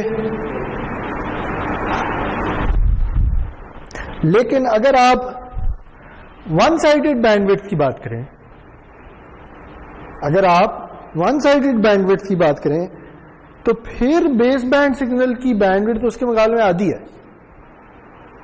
ऐसे ही नहीं है। वन साइडेड बैंडविड्थ क्या होती है कि 0 के सिर्फ पॉजिटिव साइड पे, सेम मैं ना इसकी 40 dB रिलेटिव बैंडविड्थ निकालता हूं तो वो ये आ जाती है, ठीक है। अगर मैं इसकी 40 dB रिलेटिव बैंडविड्थ निकालूंगा ना तो वो सिर्फ इस साइड पे होगी। अगर मैं वन साइडेड बैंडविड्थ की बात कर रहा हूं, होगी उसका बिल्कुल आधा, क्योंकि हैं दोनों एक जैसे ही, ठीक है। तो क्या होगा कि हम ये कहेंगे कि जो वन साइडेड बैंडविड्थ है, बेस बैंड सिग्नल की one sided bandwidth band pass signal के मुकाबले में आधी होती है, ठीक है। जो भी है, अगर इसकी से निकल आती है 3 किलोहर्ट्ज तो इसकी 1.5 किलोहर्ट्ज, ओके।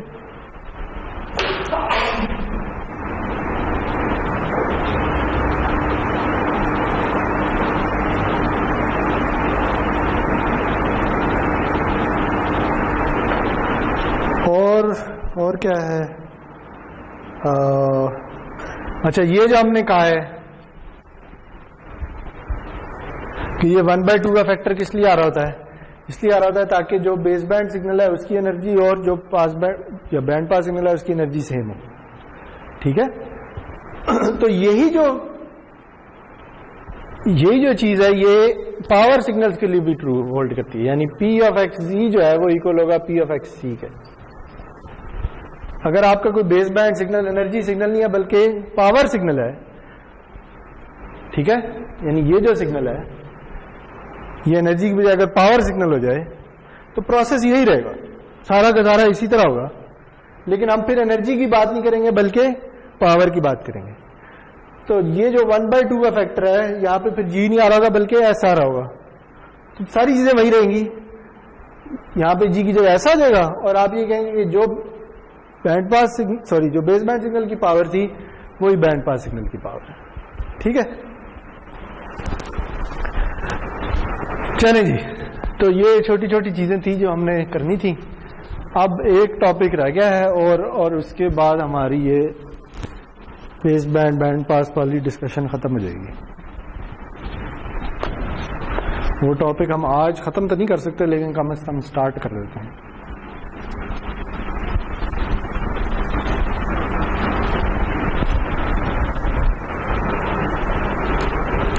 अच्छा जी, अभी तक हमने जो बात की है वो अगर हम वही कम्युनिकेशन सिग्नल सिस्टम का मॉडल बना लें तो ये मॉडल है अभी तक।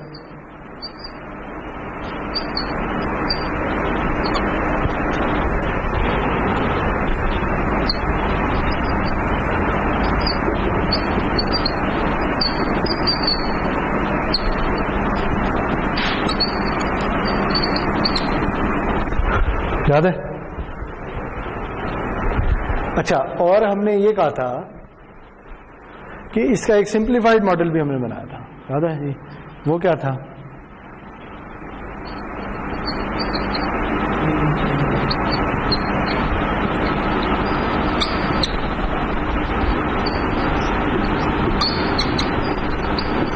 वो ये था, हमने ये कहा था कि ये जो बैंड पास और बेस बैंड और बेस बैंड बैंड पास जो कन्वर्जन है, इसे हमने मॉड्यूलेटर से अलग कर लिया है, ठीक है?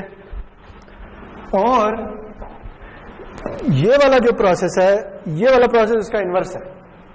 यानी अगर हम यहां पे XGT दे रहे हैं तो हम वापस इधर XGT रिकवर कर सकते हैं, ठीक है? अगर मैं इन दोनों को एक तार से जोड़ूं तो हमने कहा था कि इसका मतलब यह है कि ये काम अगर हम ना भी करें, डायरेक्ट ये काम भी किया जा सकता है, ठीक है? क्यों? क्योंकि ये एक दूसरे के इन्वर्स है।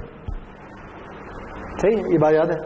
हमने कहा था कि बेस बैंड इक्विवेलेंट सिग्नल बनाने का फायदा यह है कि जब हम किसी सिस्टम को एनालाइज कर रहे होते हैं या सिमुलेट कर रहे होते हैं तो हमें यह वाला काम करने की जरूरत ही नहीं होती, ठीक है? हम बेस बैंड में ही चलते रहते हैं बस, ठीक है? असल में जब सिग्नल ट्रांसमिट करना होगा तो ऑब्वियसली हम उसे बैंड पास में कन्वर्ट करके ट्रांसमिट करेंगे, लेकिन सिमुलेशन या एनालिसिस की हद तक हम इधर ही रहते हैं, ठीक? लेकिन अब सवाल यह है जी कि ये तार से तो नहीं कनेक्टेड से, अगर ये वायरलेस कम्युनिकेशन है तो बैंड पास के बाद क्या होगा? कोई एंटेना लगा होगा, वो एंटेना जो है वो इस सिग्नल को ट्रांसमिट कर देगा, दूसरी तरफ वो रिसीव होगा और फिर हम देखेंगे कि उस सिग्नल के साथ क्या करना है, ठीक है? लेकिन ये जो ट्रांसमिशन से रिसेप्शन तक सिग्नल के साथ क्या हो रहा है, इसे क्या कहते हैं? इसे हमने एक नाम दिया था, इसे हमने चैनल का नाम दिया था, ठीक है? हमने ये कहा था कि ये इस सारी चीज के अंदर अंदर जो भी हो रहा है हम उसे चैनल का नाम दे देते हैं, ठीक है? तो और अगर हमने उसे चैनल का नाम दे दिया तो फिर हम ये कहेंगे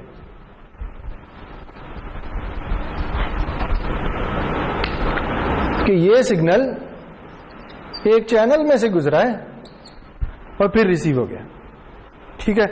अब चैनल इसके साथ क्या कुछ कर सकता है, ये डिपेंड करता है कि एनवायरनमेंट किस किस्म की है या कैरियर फ्रीक्वेंसी किस किस्म की है। अगर ये वायर्ड कम्युनिकेशन है तो चैनल और तरह का होगा, अगर वायरलेस कम्युनिकेशन है तो चैनल और तरह का होगा, ठीक है? लेकिन हम इस चैनल को खुद से एज अ सिस्टम ट्रीट कर सकते हैं, ठीक है? कि जिसकी इनपुट जो है वो XCT है और उसकी आउटपुट से YCT है, ठीक है? हम चूंकि सिग्नल सिस्टम पढ़ चुके हैं तो हम ये कहेंगे जी कि चैनल जो है वो एक सिस्टम है जिसकी इनपुट पे हम ट्रांसमिटेड सिग्नल देते हैं और उसकी आउटपुट पे हमें रिसीव्ड सिग्नल मिल जाता है, ठीक है? तो फिर दूसरी बात हम ये अज्यूम कर लेते हैं फिलहाल कि जो चैनल है ना ये लीनियर भी है और टाइम इनवेरिएंट भी, ठीक है जी? लीनियर का क्या मतलब है कि अगर हम दो सिग्नल का सम उसे देंगे तो आउटपुट पे भी उनकी कोरिस्पॉन्डिंग आउटपुट का सम आ जाएगा। और टाइम इनवेरिएंट का क्या मतलब है कि अगर हम सुबह को ट्रांसमिशन करें तो जो आउटपुट आती है और रात को करें तो वही आउटपुट आएगी, ठीक है? यानी चैनल जो है वो लीनियर भी है और टाइम इनवेरिएंट भी। ये हमने अभी असम्पशन कर लिया है सिंप्लीफिकेशन के लिए। बाद में अगर आप कभी कम्युनिकेशन सिस्टम पढ़ें तो जरूरी नहीं है कि चैनल टाइम इनवेरिएंट भी हो, टाइम वेरिएंट भी होता है। लेकिन हम अपने कोर्स तक की हद तक हम ये कहेंगे कि हमारा जो चैनल है वो एक LTI सिस्टम है, ठीक है? अगर ये एक LTI सिस्टम है तो फिर वो जो सारी कहानियां हमने LTI सिस्टम के लिए पढ़ी थी वो सारी की सारी इधर एप्लीकेबल होंगी।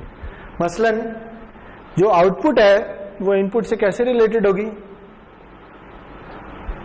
वो कॉन्वोल्यूशन के थ्रू रिलेटेड होगी। हम ये कहेंगे कि ये जो चैनल है इसका कोई इंपल्स रिस्पांस है, ठीक है? अगर मुझे इस चैनल का इंपल्स रिस्पांस कोई बता दे तो अब जो मर्जी इनपुट मुझे दे दें मैं आउटपुट निकाल सकता हूं। कैसे निकाल सकता हूं? कॉन्वोल्यूशन की थ्रू, ठीक है, क्योंकि मुझे इनपुट भी पता चल गई, मुझे इंपल्स रिस्पांस भी पता चल गया सिस्टम का, तो मुझे आउटपुट निकालनी हो तो मैं कॉन्वोल्यूशन कर लूंगा। ओके, क्योंकि हम बैंड पास की बात कर रहे हैं तो हम इसके साथ भी एक सी लगा देते हैं, ठीक है। तो हम ये कहेंगे जी कि वाई सी टी जो है वो इक्वल है x c t convolved with h c t. ठीक हो गया, बात समझ आ गई? तो अब हम क्या चाह रहे हैं, ये बात तो ठीक है, लेकिन अब हम ये चाह रहे हैं जी कि ना हम किसी तरीके से इधर भी एक चैनल का मॉडल बना लें, ठीक है। इसमें और इसमें क्या फर्क है? इधर हम बैंड पास में जाना ही नहीं चाहते, हम बेस बैंड में रहना चाहते हैं। तो हम क्या करेंगे, हम किसी तरीके से इस चैनल का भी बेस बैंड इक्विवेलेंट सिग्नल बना लेंगे। उसे मैं नाम दे देता हूं एच जी ऑफ टी, ठीक है। तो अब क्या होगा, अब मेरा ये मॉडल भी कंप्लीट हो गया, ठीक है। क्यों? क्योंकि मैं यहां बैंड पास में कन्वर्जन नहीं कर रहा, लेकिन मैंने ये इस तरह से बनाया है कि इधर जो आउटपुट आती है उसे अगर मैं बैंड पास में कन्वर्ट कर दूं तो एग्जैक्टली ये बन जाए। आसान समझ आई?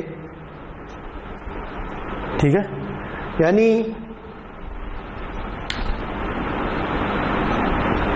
ये अगर इसका बेस बैंड इक्विवेलेंट है तो ये ऐसा होना चाहिए ताकि ये इसका बेस बैंड इक्विवेलेंट। अगर ये हो जाए तो फिर मुझे बैंड पास में जाने की जरूरत ही नहीं है, मेरा चैनल भी बेस बैंड में होगा, मेरा सिग्नल भी बेस बैंड में होगा। ठीक हो गया, बात समझ आई? तो ये हमने करना है बेसिकली, हमने ये देखना है कि अगर एच सी टी गिवन हो तो एच जी टी कैसे निकालते हैं, ठीक है। और अगर आपको चैनल दिया गया है तो रिसीव सिग्नल कैसे निकाल सकते हैं, बस ये मकसद है इस एक्सरसाइज का जो रहती है, ठीक है जी। तो बैंड पास में तो हमने देख लिया है, हमने कहा है कि बैंड पास सिग्नल अगर ट्रांसमिटेड सिग्नल ये है, मेरे चैनल का इंपल्स रिस्पांस है, तो receive band pass signal Y C T होगा। ठीक है जी, यहां तक बात समझ आ रही है? अच्छा, अब मुझे बताएं कि अगर मैं इसका फोरियर ट्रांसफॉर्म ले लूं तो यहां पे क्या आ जाएगा, एक्स सी ऑफ एफ, और ये इक्वल होगा इसके। ये कैसे आया? ये कॉन्वोल्यूशन की प्रॉपर्टी से आया, ठीक है, कि जो रिसीव्ड सिग्नल का फोरियर ट्रांसफॉर्म है वो ट्रांसमिटेड सिग्नल के फोरियर ट्रांसफॉर्म इनटू चैनल के फोरियर ट्रांसफॉर्म के इक्वल होगा। ठीक हो गया? अच्छा, अब ये देखें कि जो मेरा एक्स सी ऑफ एफ है ये किस किस्म का है? एक्स सी ऑफ एफ क्या है?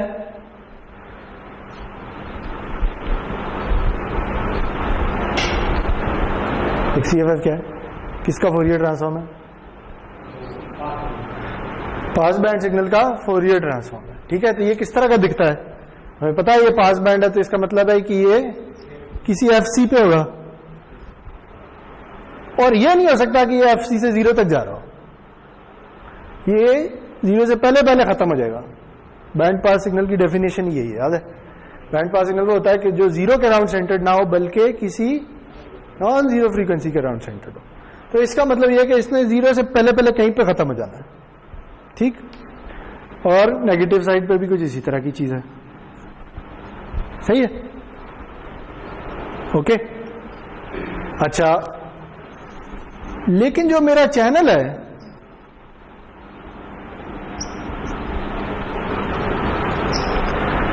जो असल में चैनल है ना, उसके लिए ये जरूरी नहीं है। चैनल तो कुछ भी हो सकता है, ठीक है। देखिए, मैं अभी एच सी की नहीं, सिर्फ एच टी की बात कर रहा हूं, ठीक है। आपने सिग्नल ट्रांसमिट किया, ठीक है, ये हम पहले भी बात कर चुके हैं कि ये चैनल मॉडल कैसे होता है, याद है? हमने कहा था कि अच्छा, अगर सिग्नल ट्रांसमिट हुआ है और ये रिसीव हुआ है तो हो सकता है एक कॉपी डायरेक्ट रिसीव होगी और एक किसी बिल्डिंग से टकरा के रिसीव हुई है, याद है? ये हमने बातें की थी। तो हमें क्या, अगर हमें सिग्नल ट्रांसमिट जो हो रहा है वो xt है और रिसीव जो हो रहा है yt है, तो yt किसके इक्वल होगा? वो होगा xt minus τ1 plus xt minus τ2। याद है कि एक डिले ये आ रहा है, एक डिले ये आ रहा है। इस तरह की बातें याद है आपको? ये हमने एक बार की थी। खैर, कहने का मकसद ये है जी कि ये जो f है ना, इसके लिए जरूरी नहीं है कि ये सिर्फ इधर ही नॉन जीरो, ये कुछ भी हो सकता है। ठीक है, कुछ इस तरह की वैल्यू हो सकती है। मैं ऐसे ही ड्रॉ कर रहा हूं, सही। यानी हमारे चैनल के लिए कोई जरूरी नहीं है कि वो हमेशा बैंड पास ही हो।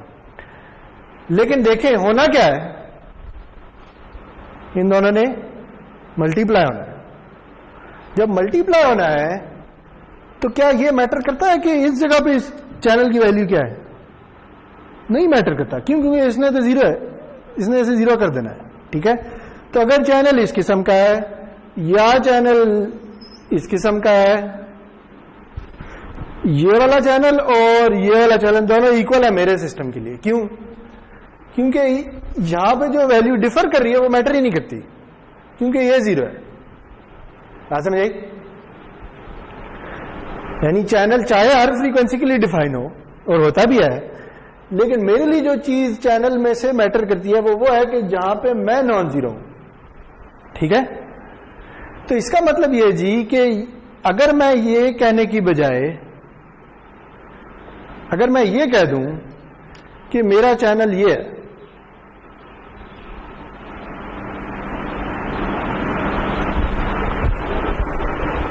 तो मुझे कोई फर्क नहीं पड़ता, अभी भी मेरी आउटपुट वही रहेगी। बात समझ आई? मैंने क्या किया है, मैंने इस चैनल का जो फोरियर ट्रांसफॉर्म था, इसमें जो वैल्यूज इसके साथ ओवरलैप करी उन्हें तो वैसे ही रहने दिया है, बाकी सबको जीरो कर दिया। तो इसको ना मैं ये नाम दे देता हूं। सी तब लगाऊंगा तब ये भी, जब ये भी बैंड पास बन जाए। देखिए अब ये भी बैंड पास बन गया। बात समझ आई? क्यों बन गया? क्योंकि मैंने बाकी सब कुछ उड़ा दिया। अब ये भी किसी नॉन जीरो FC के अराउंड सेंटर्ड हो गया। ठीक है जी, तो हम इसे HC ऑफ F कहेंगे। जब हम किसी चैनल के फोरियर ट्रांसफॉर्म को सिर्फ उन वैल्यूज के लिए नॉन जीरो करेंगे जो हमें चाहिए, बाकी सबको जीरो कर देंगे, तो ये खुद से बैंड पास बन जाएगा और इसे हम HC का नाम देंगे। ठीक हो गया? ओके, तो अब अगर HC मिल गया है तो फिर हम क्या कर सकते हैं? फिर हम HCT भी बना सकते हैं। कैसे बना सकते हैं? इसका इनवर्स फोरियर ट्रांसफॉर्म ले लें। ठीक है, और फिर हम क्या बना सकते हैं? फिर हम ये भी बना सकते हैं। ठीक है, तो ये हम अगली क्लास में करेंगे कि यहां तक तो हमें पता चल गया कि चैनल जो है वो जो भी था हमने उसे बैंड पास बना लिया। ठीक है, और जो चैनल है वो रियल है। लेकिन ये जो सिग्नल ट्रांसमिट हुआ है ये भी रियल है। याद है ना, बैंड पास सिग्नल रियल होता है। जब रियल सिग्नल ट्रांसमिट होगा, रिसीव्ड भी जो एंटेना पे होगा वो रियल ही होगा। इसका मतलब है कि वो किसी रियल इंपल्स रिस्पॉन्स के साथ कन्वॉल्व हुआ है। अगर रियल के साथ कन्वॉल्व हुआ है तो लाजमी है कि ये कॉन्जुगेट सिमेट्रिक हो, तो ये भी कॉन्जुगेट सिमेट्रिक हो। ठीक है, तो जी हम इस तरह से हम अपने बैंड पास चैनल का फ्रीक्वेंसी रिस्पॉन्स या फोरियर ट्रांसफॉर्म ड्रॉ कर सकते हैं, और फिर हम कल देखेंगे कि इससे हम वापस बैंड पास सिग्नल या बैंड पास इंपल्स रिस्पॉन्स भी निकाल सकते हैं और बेस बैंड इंपल्स रिस्पॉन्स भी निकाल सकते हैं। ठीक है, जब ये सारे पता चल गया तो फिर कहानी आसान हो गई। चलें जी, थैंक यू।